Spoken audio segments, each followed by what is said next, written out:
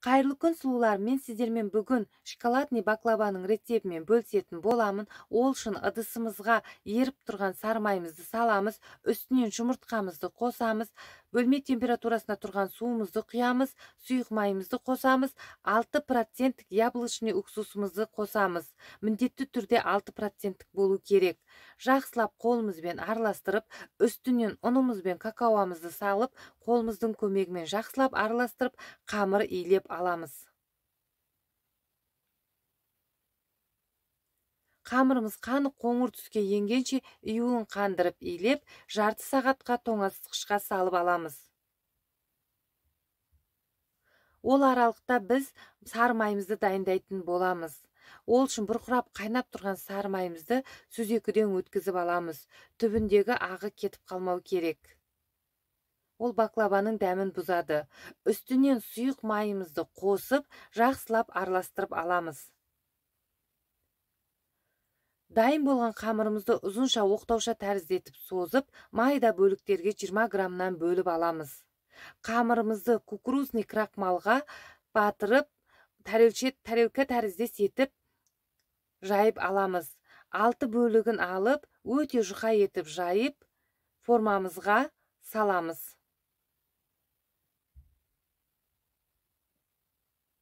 Әр қамырдың арасына майымызды шашырата отырып, осылай сеуіп аламыз. Қамырымыздың артық бөлігін қайырып отырамыз.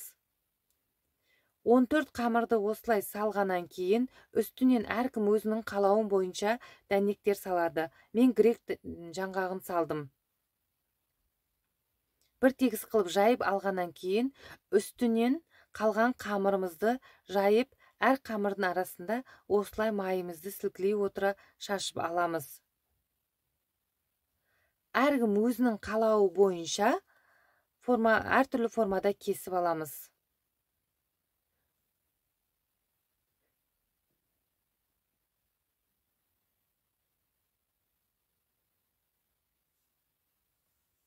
Үстінен қалған майымызды құйып, бетіне жағып аламыз.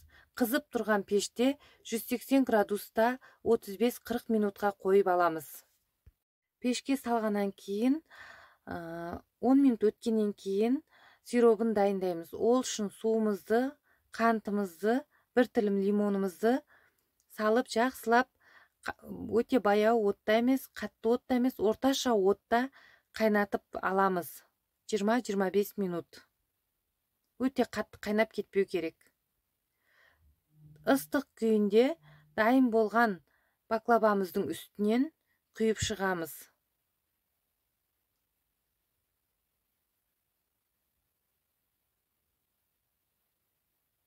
Салқындатқаннан кейін тоңазытқышта 1 күнге сақтаймыз.